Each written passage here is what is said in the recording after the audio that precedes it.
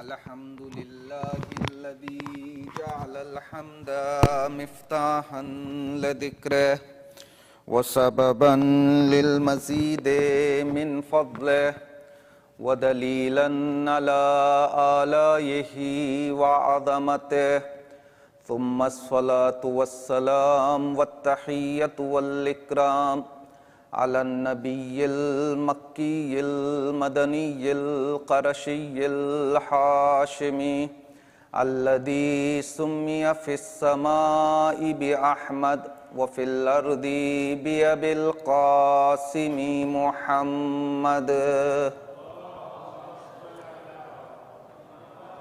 وعلى آله الطيبين الطاهرين المعصومين سيما على بقية الله في الأرضين روحي وأرواح العالمين لتراب مقدمه الفداء ولعنة الدائمة على أعدائهم أجمعين من لحظتنا هذا إلى لقاء يوم الدين أما بعد فقد قال الله تبارك وتعالى في كتابه المبين وقوله الحق بسم الله الرحمن الرحيم من عمل صالحا من ذكر أو أنثى وهو مؤمن فلنحيينه حياة طيبة وَلَنَجْزِيَنَّهُمْ أَجْرَهُمْ بِأَحْسَنِ مَا كَانُوا يَعْمَلُونَ صلوات پڑھے محمد و آل محمد۔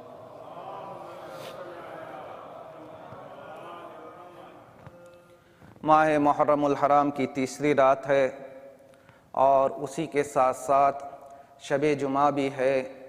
شب جمعہ ہمارے اور آپ کے زمانے کے امام سے منسوب ہے۔ انشاءاللہ ہم بارگاہ پروردگار میں دعا گو ہیں کہ خداوند عالم امام حسین علیہ السلام اس اجر کے طفیل ہم سب کو اس لائق بنائے کہ ہم آقا کے آوان و انصار میں شمار ہو سکیں۔ علامہ مجلسی کے جنہوں نے بہار الانوار لکھی ہے، ان کے والد بزرگوار کہ جسے علامہ مجلسی اول بھی کہتے ہیں، ان کے حوالے سے ایک داستان کتابوں میں ہمیں یہ ملتی ہے کہ علامہ مجلسی اول دل میں یہ شوق رکھا کرتے تھے کہ زمانے کے امام کے ساتھ ملاقات کریں۔ انہوں نے کئی کتاب میں پڑھا تھا کہ اگر مخصوص دنوں میں مخصوص چلہ اور مخصوص اذکار کو پڑھیں گے تو اس اذکار کے طفیل سے خدا یہ توفیق دے گا کہ جو بھی اس ذکر کو ایک مدت معین کے لیے پڑھے گا تو زمانے کے امام کے ساتھ ملاقات ہوگی۔ اب یہ کچھ دن چلے میں گزارتے ہیں، اذکار کو پڑھتے ہیں اور آخری دن یہ کیا دیکھتے ہیں کہ امام سے ملاقات نہیں ہوئی ہے۔ اسی دوران انہیں اپنے پڑوس کے گھر سے ایک نور نظر آتا ہے اور علامہ مجلسی اول اس نور کو دیکھ کر اس گھر کے طرف آگے بڑھتے ہیں۔ جیسے ہی اس گھر کے اندر داخل ہوتے ہیں تو کیا دیکھتے ہیں کہ ایک مؤمنہ کی میت پڑی ہوئی ہے اور دوسری طرف ایک بزرگ بیٹھے ہوئے ہیں کہ جن کے چہرے سے نور نمایاں ہو رہا ہے۔ اب جیسے ہی علامہ مجلسی اول نے اس بزرگوار کو دیکھا تو اس بزرگوار نے علامہ مجلسی اول سے کہا کہ اے محمد تقی، ہم سے ملنے کے لیے تمہیں اذکار کرنے کی ضرورت نہیں ہے، بس اس مرحومہ مومنہ جیسا کردار اپنا لو، تمہارا امام خود تم سے ملنے کے لیے تمہارے پاس آ جائے گا۔ اس کے بعد علامہ مجلسی اول کہتے ہیں کہ میں جاننا چاہ رہا تھا آخر اس مرحومہ میں وہ کون سی کوالٹیز تھی کہ جس کی وجہ سے زمانے کا امام خود ان کی میت میں شرکت کرنے کے لیے آیا ہے۔ جب انہوں نے پڑوسیوں سے معلوم کیا تو پتہ چلا جس زمانے میں وہاں پر پردہ کرنا ممنوع تھا، یعنی کسی کو یہ اجازت نہیں تھی کہ وہ حجاب کے ساتھ گھر سے باہر نکلیں، تو اس مومنہ کے بارے میں ملتا ہے کہ اس مومنہ نے پورے 30 سال تک اپنے گھر سے قدموں کو باہر نہیں نکالا تھا۔ اس نے سوچا اگر باہر جاؤں گی تو پھر مجھے اپنے حجاب کو کھونا پڑے گا، لہٰذا اپنے حجاب کی حفاظت کی خاطر یہ خاتون 30 سال تک اپنے گھر کے اندر رہتی ہے۔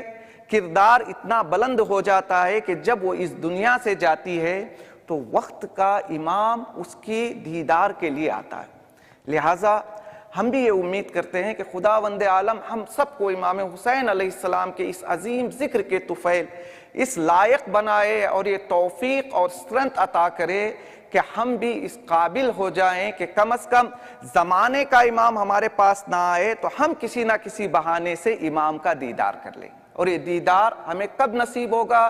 جب ہم حیات طیبہ کو اختیار کریں گے۔ اور حیات طیبہ اور پیوریفائڈ لائف ہمیں کب نصیب ہوگی؟ خداوند عالم نے آیہ کریمہ میں کیا ارشاد فرمایا؟ من عمل صالحا من ذکر او انثی وہو مؤمن۔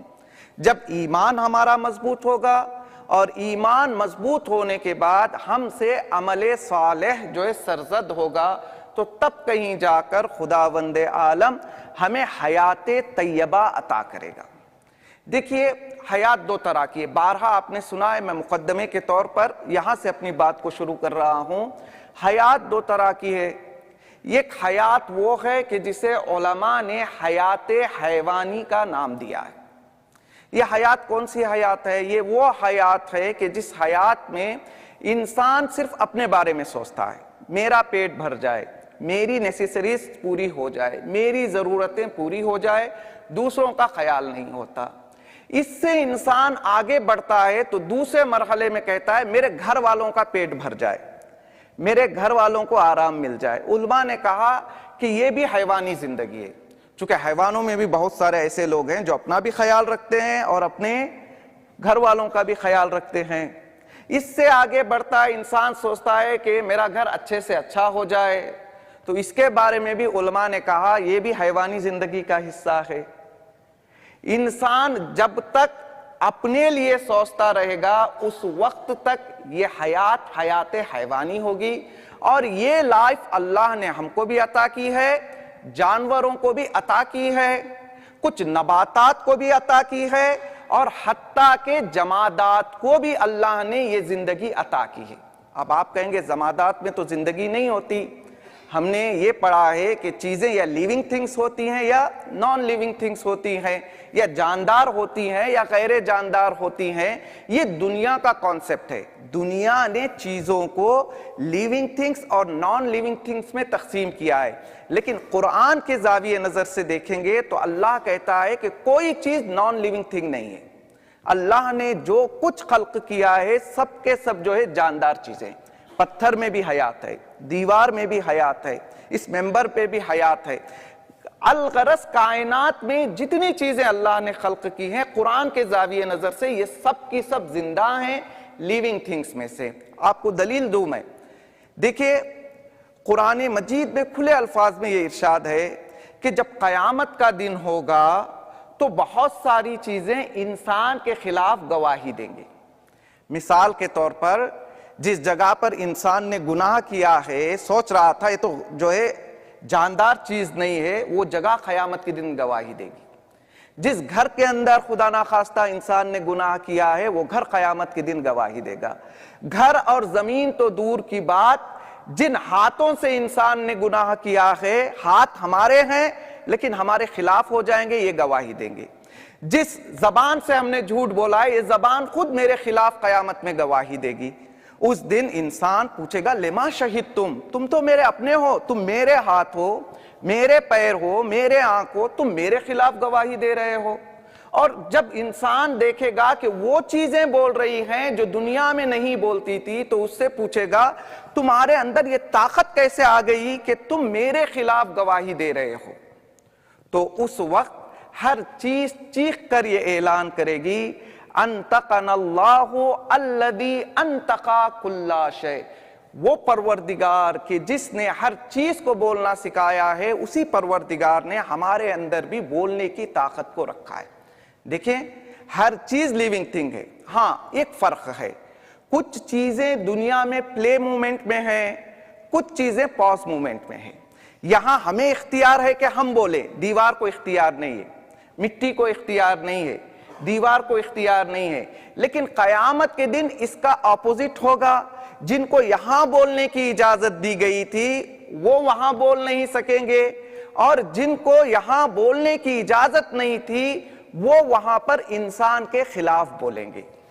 لہٰذا اسلامی اعتبار سے کوئی چیز living thing non living thing نہیں۔ اسی لیے اسلام میں تاکید کی گئی ہے کہ نماز پڑھو تو جگہ بدل بدل کر پڑھو۔ کیوں جگہ بدل بدل کر پڑھو؟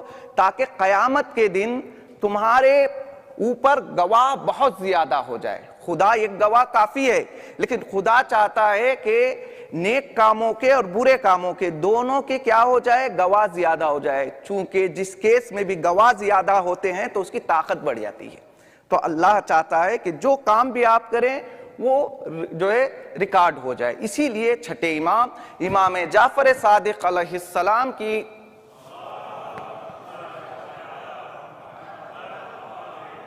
روایت ہے، اس روایت میں چھٹے امام نے یہ ارشاد فرمایا، اذا تاب العبد، اگر اللہ کا بندہ توبہ کر لیتا ہے، احبہ اللہ، توبہ کرنے والے بندے کو اللہ بہت زیادہ پسند کرتا ہے، وَسَتَرَ عَلَيْهِ فِي الدُّنْيَا، اور دنیا میں اس کے عیوب کو چھپا دیتا ہے، وَيُوحِي إِلَى الْأَرْضِ، اور اللہ زمین پر وحی کرتا ہے، کیا؟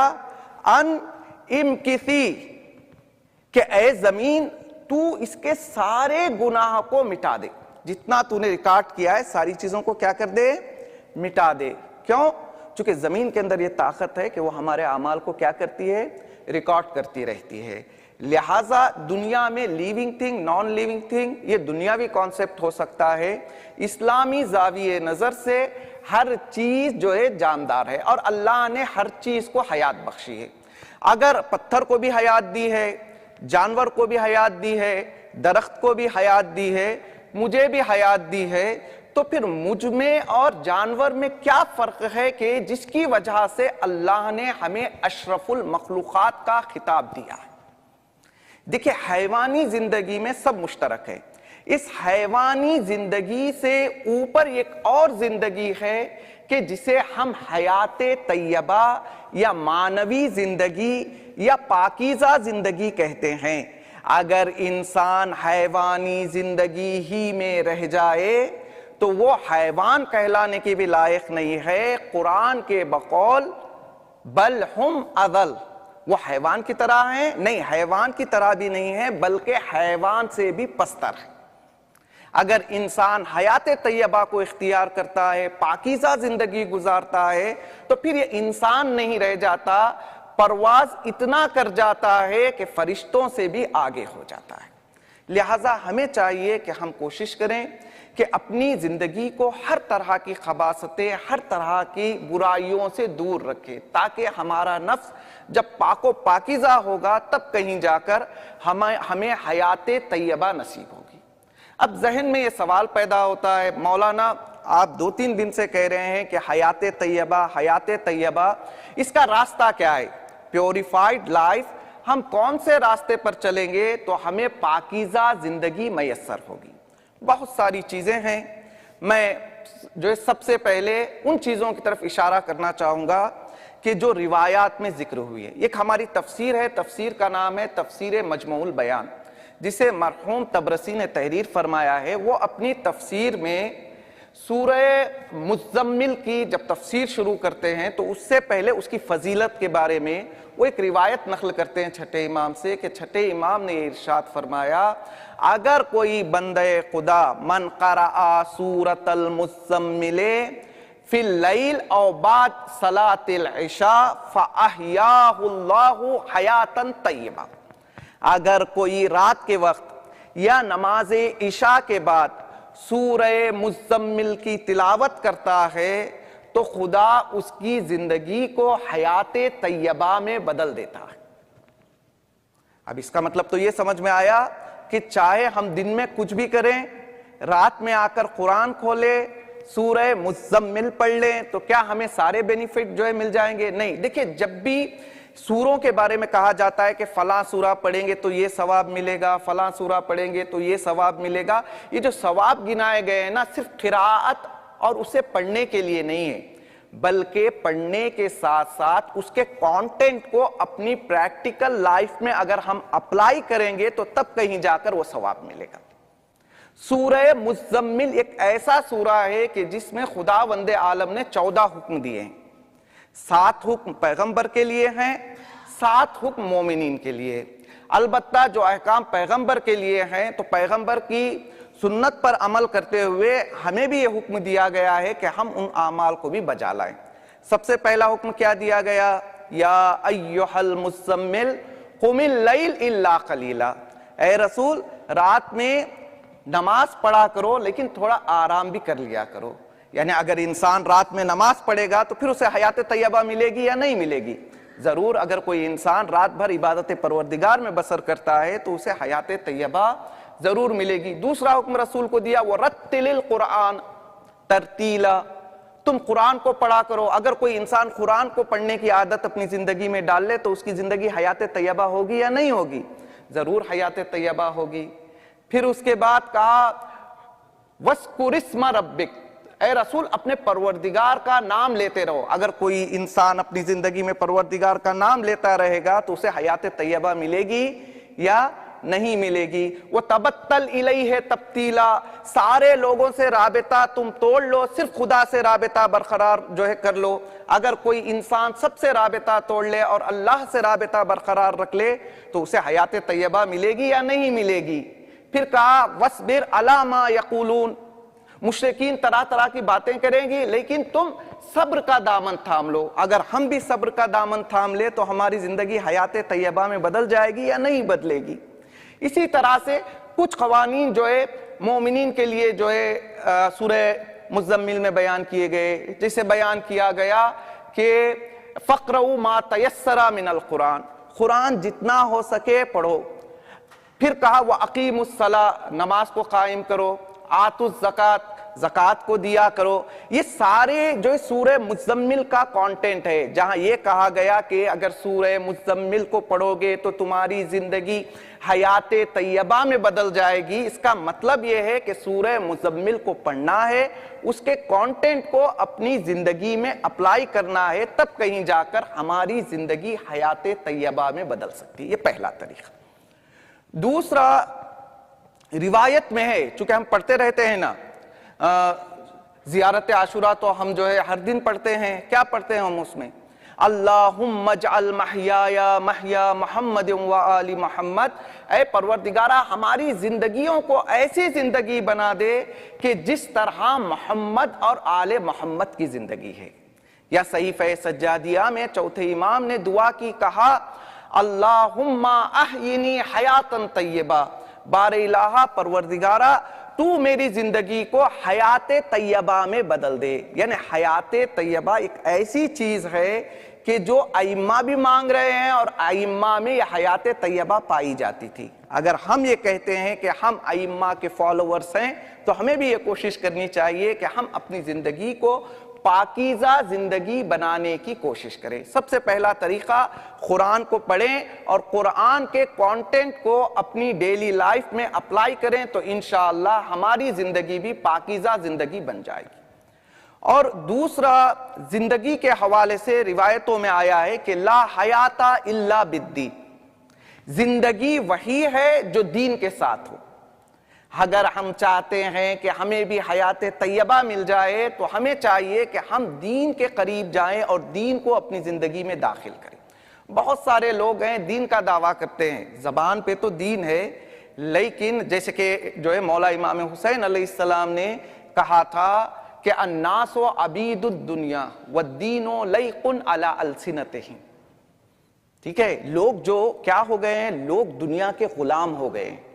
دین ہے، کہاں تک دین ہے؟ ٹنگ تک، زبان تک دین ہے، لیکن آپ اندر جائیں گے تو دین ان کے اندر موجود نہیں ہے. اگر ہم چاہتے ہیں کہ ہماری زندگی پاکیزہ زندگی بن جائے تو ہمیں چاہیے کہ ہم دین کا دامن تھام لیں.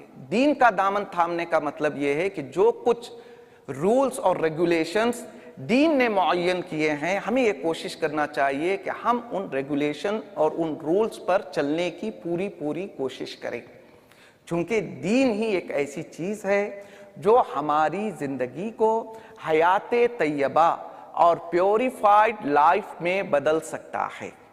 اور اسی طرح سے ایک حدیث میں آیا ہے کہ دیکھیں، اور قرآن میں بھی جگہ جگہ پر خداوند عالم نے تاکید کی ہے، ان اقیم الدین ولا تتفرقوا۔ اللہ نے سورہ شورى کی ورس نمبر 13 میں یہ ارشاد فرمایا کہ تمہاری یہ ریسپانسبلٹی اور تمہاری یہ ذمہ داری ہے کہ تم دین کو برپا کرو، اور دوسری ریسپانسبلٹی یہ ہے کہ دین میں داخل ہونے کے بعد آپس میں تفرقہ نہ رکھو۔ خدا نے دو تاکیدیں کی، سب سے پہلے کہا دین میں داخل ہو جاؤ، دوسری ذمہ داری یہ سمجھائی کہ اختلاف سے دور رہو۔ اور آیت میں یہ نہیں کہا کہ دین میں داخل ہو جاؤ، بلکہ کہا ان اقیم الدین، دین کو قائم کرو، دین کو کھڑا کرو۔ دیکھیں، اگر میں چاہتا ہوں کہ کوئی ٹینٹ لگاؤں تو اسے کھڑا کرنے کے لیے کچھ پلرز کی ضرورت ہوتی ہے، اور اللہ کیا کہہ رہا ہے کہ دین کو کھڑا کرو، یعنی دین کے کچھ پلرز ہیں جو ہمیں لانا ہے، پھر اس کے بعد ہمارا دین اس کے اوپر کھڑا رہے گا۔ اور حدیث میں آیا ہے قوام الدین اربعہ، دین جو جن چیزوں پر رکا ہوا ہے وہ 4 چیزیں ہیں، اگر 4 چیزیں صحیح ہو جائیں گی تو ہمارا دین بھی صحیح ہو جائے گا۔ سب سے پہلی چیز جو دین کو برپا کرنے کے لیے جو احادیث میں بیان کی گئی ہے وہ یہ ہے کہ العالم مستعمل بعلمہ، دین اس وقت کھڑا رہے گا، اس وقت جو ہے برپا ہوگا جب عالم اپنے علم پر عمل کرے گا۔ جہاں بہت ساری جو ہے پریشانیاں ہیں، اس میں سے ایک اساسی بنیادی اور فنڈامنٹل پرابلم ہمارے قوم کی یہ ہے کہ علم بعض لوگ حاصل کرتے ہیں لیکن اس علم پر عمل نہیں کرتے ہیں۔ تاریخ میں بہت زیادہ نمونے آپ کو مل جائیں گے۔ جنگ جمل جو ہے چل رہی تھی، ام المؤمنین چاہ رہی تھی کہ مسلمان ان کا ساتھ دیں، تو انہوں نے سوچا کہ کچھ علماء کو جمع کرتی ہوں۔ دیکھیں، جب تک علماء جمع نہیں ہوں گے لوگ بھی ان کی طرف نہیں آئیں گے۔ انہوں نے کہا سب سے بڑا عالم ڈھونڈو۔ عالم ڈھونڈا گیا، کہا کہ شام میں ایک عالم ہے کہ جس کا نام کعب بن سور ہے۔ ام المومنین نے کہا کعب بن سور کو جا کر پیغام دو کہ وہ جنگ میں ہمارا ساتھ دے۔ ان کے نمائندے کعب بن سور کے پاس گئے، کہا ام المومنین نے آپ کو ہیلپ کے لیے بلایا ہے۔ تو کعب بن سور نے پوچھا بتاؤ کس کے خلاف بات کرنا ہے، کس کے خلاف جنگ کو کرنا ہے؟ بتانے والے نے بتایا ام المومنین اور علی کے درمیان جنگ ہے۔ تو کعب بن سور کہتا ہے کہ تم کیا چاہتے ہو مجھ سے؟ وہ علی کے جس کی شان میں 350 قرآن کی آیتیں نازل ہوئی ہیں، تم چاہتے ہو کہ میں آ کر ان کے خلاف بولوں اور اپنی آخرت کو برباد کر لوں؟ جا کر ام المؤمنین سے کہو کہ یہ کام مجھ سے نہیں ہوگا۔ لوگ صلی علی محمد، لوگوں نے آ کر ام المؤمنین کو بتایا ہم جو ہے کعب بن سور کے پاس گئے تھے، لیکن کعب بن سور نے آپ کے پروپوزل کو ایکسپٹ نہیں کیا ہے۔ ام المومنین کہتی ہیں کہ کعب بن سور کی کمزوری کو ڈھونڈو۔ کمزوری کو ڈھونڈا گیا، یہ بہت بڑا اماؤنٹ کعب بن سور کی خدمت میں بھیجا گیا۔ جیسے ہی دولت کو دیکھا نظریہ بدل گیا۔ اب یہی کعب بن سور جو یہ کہتا تھا کہ علی کے بارے میں 350 آیتیں نازل ہوئی ہیں، وہ جنگ جمل میں آتا ہے، بلند آواز میں لوگوں کو جمع کرتا ہے اور کہتا ہے کہ یا ایھا الناس صلاتکم و صومکم ہی امکم، اے لوگوں اگر نماز ڈھونڈنا چاہتے ہو تو ام المومنین کے پاس ہے، یہاں پہ آؤ۔ اگر روزے کو دیکھنا چاہتے ہو تو ام المومنین کے پاس آؤ۔ دیکھا آپ نے، اگر عالم اپنے علم پر عمل نہ کرے تو زمانے کے امام کے خلاف بھی فتویٰ دینے کے لیے تیار ہو جاتا ہے۔ بہت سارے نمونے آپ کو ملیں گے۔ 7ویں امام کی شہادت ہوئی، خود ساتویں امام کے نمائندے، باہر کے لوگ نہیں، خود آپ کے جو وکیل تھے، جو آپ کے سفیر تھے، انہوں نے دیکھا کہ ہمارے پاس امام کا 40,000 درہم جمع ہوا ہے، اگر ہم 7ویں امام کے بعد 8ویں امام کی امامت کا اقرار کریں گے تو یہ جو بیت المال پڑا ہوا ہے امام کا، ہمیں 8ویں امام کو دینا پڑے گا۔ لہٰذا انہوں نے ایک پلاننگ کی اور ایک نیا جو فرقہ وجود میں آیا جسے فرقہ واقفیہ کہتے ہیں۔ انہوں نے کہا امام ساتھی ہیں، اب اس کے بعد 8ویں امام کی ضرورت نہیں ہے۔ دیکھا آپ نے، حتیٰ کہ یہ لوگ جاتے ہیں، یونس بن عبد الرحمن جو 7ویں امام کے خاص صحابی تھے، چونکہ ان کو پتا تھا یہ پاورفل ہے، اگر یہ بولے گا تو پھر ہم آگے نہیں بڑھ پائیں گے، یہ لوگ یونس بن عبد الرحمن کے پاس جا کے انہیں 10,000 درہم کی پیشکش کرتے ہیں، کہتے ہیں کہ اے یونس بن عبد الرحمن، ہم یہ اعلان کرنے والے ہیں کہ امام ساتھی ہیں، تمہیں بھی اچھی طرح معلوم ہے کہ ہمارے پاس امام کا 40,000 درہم ہے، اس میں سے 10,000 درہم ہم آپ کو دے دیں گے، آپ خاموش رہ جائیے۔ لیکن یونس بن عبد الرحمن خاموش نہیں رہے، انہوں نے کہا نہ صرف یہ کہ میں آپ کی دولت کو ٹھکراتا ہوں بلکہ 8ویں امام کی سپورٹ میں آواز بھی بلند کروں گا۔ نہیں، آپ اور آگے بڑھیے۔ خلیفہ دوم کے زمانے میں ایک شخص ہے کہ جسے کوفہ کا قاضی بنا کے خلیفہ دوم بھیجتے ہیں، کہ جس کا نام جو قاضی شریح ہے۔ یہ خلیفہ دوم کے زمانے میں کوفہ میں خلیفہ دوم کی طرف سے قاضی بن کر آتے ہیں، اور خلیفہ سوم کے زمانے میں بھی یہی قاضی ہیں، حتیٰ کہ مولا کائنات کے دور میں بھی یہی قاضی ہیں، معاویہ کے دور میں بھی یہی قاضی ہیں، پھر امام حسن کا دور آتا ہے تب بھی یہی حضرت قاضی ہیں۔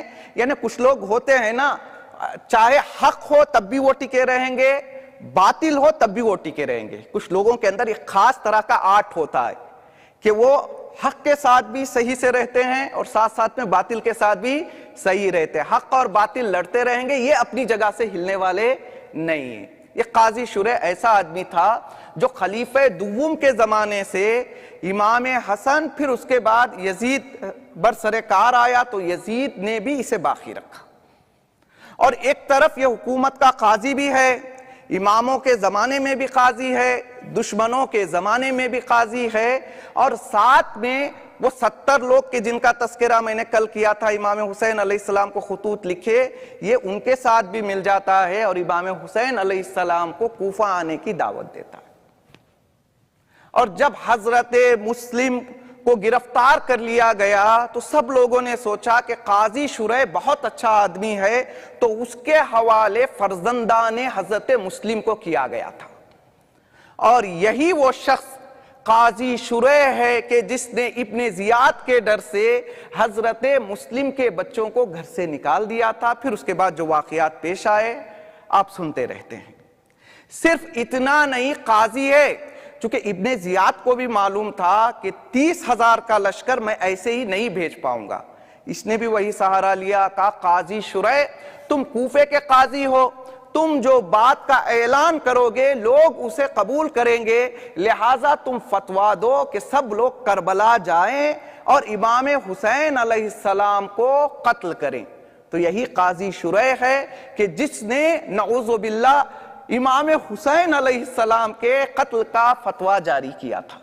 امام نے کہا دین جو برپا ہوتا ہے وہ 4 چیزوں پر برپا ہوتا ہے، سب سے امپورٹنٹ جو دین کے لیے پلر کی ضرورت ہے وہ یہ ہے کہ عالم اگر علم کو سیکھے تو کوشش کرے کہ وہ اپنے علم پر عمل کرے، چونکہ روایت میں ہے کہ اگر عالم اپنے علم پر عمل نہیں کرے گا، صرف لوگوں کے سامنے اپنے آرٹ کو بیان کرتا رہے گا، تو قیامت کے دن محشر کے میدان میں کچھ لوگ ایسے ہوں گے جو اس کے سامنے سے جنت میں جائیں گے۔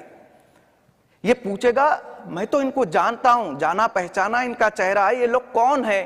تو فرشتے بتائیں گے دیکھو یہ وہی لوگ ہیں جو تمہارے پاس دین سیکھا کرتے تھے، یہ سیکھ کر تو جنت جا رہے ہیں، تم سکھا کر کے جہنم میں جا رہے۔ اور جب ایسے عالم کو جہنم میں ڈالا جائے گا تو جہنمی جو بڑے بڑے کرائم کر کے یہاں سے گئے ہیں، بڑے بڑے گناہ کر کے گئے ہیں، ان کی بدبو تو اپنی جگہ، لیکن عالم بے عمل کے جسم سے جو بدبو آئے گی، جہنمی بھی پریشان ہو جائیں گے، جہنمی بولیں گے کہ اس کو یہاں سے جتنا جلدی ہو سکتا ہے ہم سے دور کر دو، چونکہ اس کے تعفن اور اس کی بدبو کو ہم برداشت نہیں کر پا رہے۔ لہٰذا امام نے کہا دین ٹکا ہے تو دین 4 چیزوں پر ٹکا ہے۔ سب سے پہلی چیز، دین رکا ہوا ہے کس چیز پر؟ عالم باعمل پر۔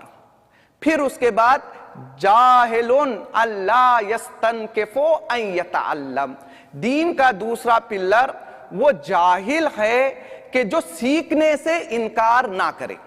آج کل کیا ہوتا ہے، آپ کو علم تو ہے نہیں، آپ نے انٹرنیٹ میں سنا، دوسرے لوگوں سے سنا، آپ کے ذہن میں آیا، میرے ذہن میں یہ چیز نہیں بیٹھ رہی۔ آج کل کہتے ہیں لوگ اسلام کہہ رہا ہے، لیکن آپ کا ذہن کتنا محدود ہے کہ آپ اللہ کے بنائے ہوئے قانون کے بارے میں کہہ رہے ہیں میرے سمجھ میں نہیں آ رہا۔ ہاں، سمجھ میں نہیں آنا ایک نارمل چیز ہے، لیکن اگر سمجھ میں نہ آئے تو جاہل کو چاہیے وہ کسی جانکار کے پاس جائے، اگر ایک جانکار کو اس کا پتہ نہیں ہے تو دوسرے جانکار کے پاس جائے، تیسرے جانکار کے پاس جائے اور علم کو حاصل کر جو ہے کوشش کرے۔ اور تیسری چیز جس کے اوپر دین رکا ہوا ہے وہ ہے غنی معروف بجودہ، ایسا مالدار انسان جو سخاوت کے لیے مشہور اور معروف ہو۔ دیکھیں پیسہ سب کے پاس آ جاتا ہے، لیکن دین جہاں عالم کی ضرورت ہے، جہاں سیکھنے والوں کی ضرورت ہے، وہیں معصوم نے بتایا مالداروں کو چاہیے کہ وہ اپنے مال کو دین کی راہ میں خرچ کریں۔ اگر مالدار مال خرچ نہیں کریں گے تو پھر بڑے بڑے مراکز کیسے بنیں گے، بڑے بڑے دین کے کام کیسے ہوں گے۔ اور چوتھی اور آخری چیز امام نے کہا دین کا چوتھا امپورٹنٹ پلر کہ جس پر پورا دین رکا ہوا ہے وہ فقیر ان لا یبیع دینہ بدنیا، اور ایسا فقیر جو اپنے دین کو دنیا کے لیے نہ بیچے۔ گرچہ اسے پیسوں کی ضرورت ہے، مال کی ضرورت ہے، لیکن ایسا مال حاصل نہ کرے کہ جس مال کو حاصل کرنے کے لیے انسان کو اپنی دین کا سودا کرنا پڑے۔ لہٰذا آج کی اس مختصر سی مجلس میں ہم نے بتانے کی کوشش کی کہ حیات طیبہ اگر کوئی پانا چاہتا ہے تو سب سے پہلے قرآن کے کانٹینٹ کو اپنے پریکٹیکل لائف میں ڈالے، اور دوسرا دین کو اپنا لیں۔ اور دین برپا ہوتا ہے 4 چیزوں کی وجہ سے۔ اور امام حسین علیہ السلام کے زمانے میں جب امام حسین علیہ السلام نے دیکھا کہ لوگوں کے زبان پر تو دین کا نام ہے لیکن ان کے پریکٹیکل لائف میں دین کا کوئی نام نہیں ہے، اور امام نے جب دیکھا کہ اب دین اتنا لاچار ہو چکا ہے کہ اب قتل حسین کے علاوہ، شہادت حسین کے علاوہ دین باقی نہیں رہے گا، تو تب امام حسین علیہ السلام نے آواز بلند کی تھی اور کہا تھا ان کان دین محمد لم یستقم الا بقتلی فیا سیوفی فخذونی، اگر دین محمد حسین کے قتل کے بغیر قائم نہیں ہو سکتا، کھڑا نہیں ہو سکتا، تو امام حسین نے کہا کہ یہ حسین اپنا نذرانہ پیش کرنے کے لیے تیار ہے۔ صرف امام حسین علیہ السلام نے تنہا نذرانہ پیش نہیں کیا، بلکہ ایک طرف امام حسین علیہ السلام کا مختصر جو ہے امام حسین علیہ السلام اور کچھ آپ کے گھر والے، کچھ آپ کے محدود صحابی کربلا کی طرف رواں دواں ہیں، تو دوسری طرف کوفہ سے ابن زیاد، قاضی شریح جیسے انسانوں کی مدد لے کر امام حسین علیہ السلام کے خلاف 30,000 کا لشکر تیار کر رہا ہے۔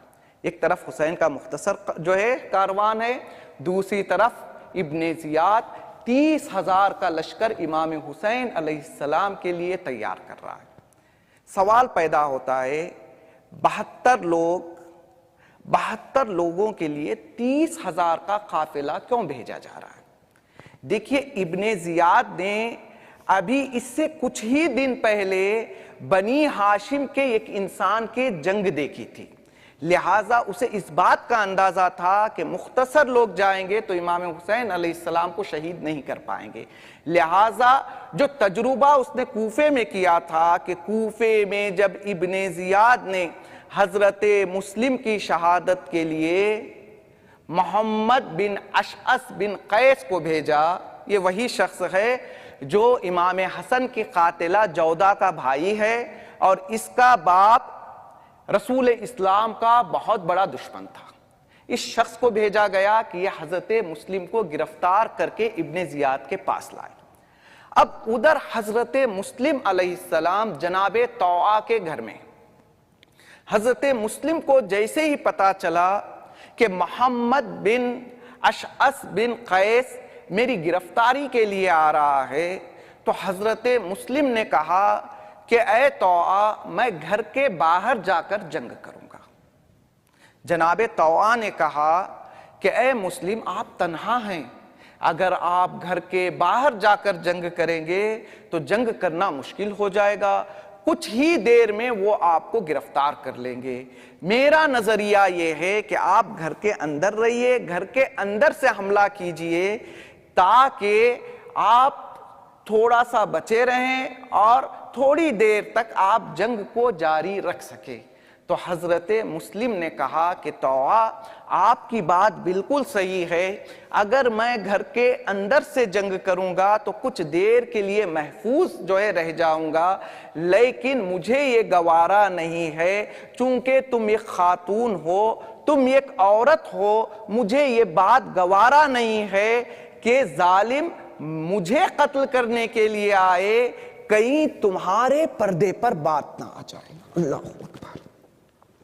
حضرت مسلم علیہ السلام ہیں کہ جنہیں ایک مسلمان عورت کے پردے کا اتنا خیال ہے کہ حضرت مسلم نے کہا کہ طوعہ مجھے یہ برداشت نہیں ہے کہ تھوڑی دیر کے لیے بھی میں تمہیں بے پردہ دیکھوں، میں کہوں گا اے مسلم تمہاری غیرت کو سلام، تمہیں یہ برداشت نہیں ہے کہ کچھ دیر کے لیے ایک مسلمان کا پردہ خطرے میں آ جائے۔ اے مسلم کچھ ہی دنوں کی بات ہے، شام غریباں وہ منظر ہوگا جب اہل بیت حرم بے مخنہ و چادر کربلا کے دشت میں دکھائی دیں گے۔ ہاں زاداروں، حضرت مسلم طوعہ کے گھر سے باہر نکلتے ہیں، جنگ شروع ہوتی ہے، محمد بن اشعث فوج پہ فوج بلاتا ہے، جتنی بھی فوج آتی ہے حضرت مسلم سب کو واصل جہنم کر دیتے ہیں۔ ایک مرتبہ ابن زیاد نے پیغام بھیجا، ارے ایک آدمی کے لیے تم کتنی فوج بلاؤ گے؟ تو ایک مرتبہ محمد بن اشعث نے جواب بھیجا، جا کر ابن زیاد سے کہنا میرا مقابلہ جس شخص سے ہے وہ کوئی کوفے کا عام آدمی نہیں ہے بلکہ بنی ہاشم کا شخص ہے، کہ جن سے لڑنے کے لیے ہمیں ایک بڑی فوج چاہیے۔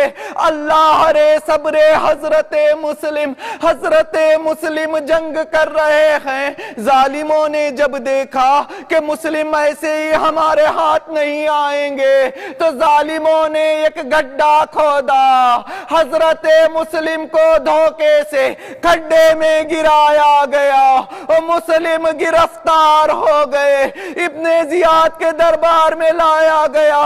لیکن تاریخ پر ہمیں غور کریں تو ہمیں دو منظر نظر آتے ہیں۔ پہلا منظر حضرت مسلم کا ہے، جب حضرت مسلم ابن زیاد کے دربار میں آ رہے ہیں، تاریخ تحریر فرماتی ہے کہ جب حضرت مسلم ابن زیاد کے دربار میں داخل ہو رہے تھے تو حضرت مسلم ایک دم بلند تھے، آپ کا سینہ گشادہ تھا، لیکن تاریخ نے یہ ایک دوسرا منظر دیکھا جب اسی دربار میں چوتھے امام کو لایا گیا، امام کا چہرہ جھکا ہوا ہے، میں کہوں گا مولا آپ بھی زنجیروں میں ہیں، مسلم بھی زنجیروں میں تھے، مولا جب مسلم آئے تھے ان کی گردن جھکی نہیں تھی، عجب نہیں امام آواز دے تم نے غور نہیں کیا، ارے جب مسلم ابن زیاد کے دربار میں آئے تھے تو مسلم تنہا تھے، ارے جب میں دربار میں آیا ہوں ماں بہنیں بے مخنہ و چادر ہیں، بیگانوں کا ہجوم۔ الا لعنت اللہ علی القوم الظالمین سیعلم الذین ظلموا ای منقلب ینقلبون۔ بار الہ پروردگارہ تجھے واسطہ محمد و آل محمد کا ہمارے اس مختصر سے عمل کو قبول فرما۔ بار الہ پروردگارہ ہمیں امام حسین کے عزاداروں میں شمار فرما۔ بار الہ پروردگارہ پرچم اسلام کو سربلند فرما۔